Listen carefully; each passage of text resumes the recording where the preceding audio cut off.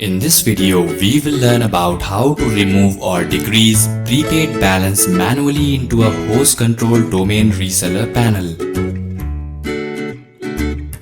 Removing prepaid balance manually is sometimes very useful when you want to provide a refund to your domain reseller.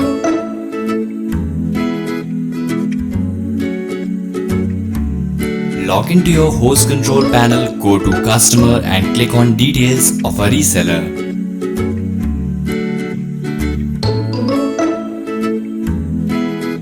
Now go to reseller action and then click on balances.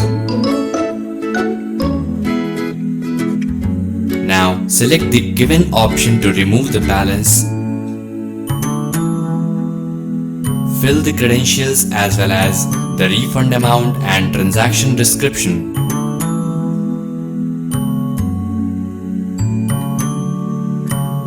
Now the reseller balance has been successfully removed.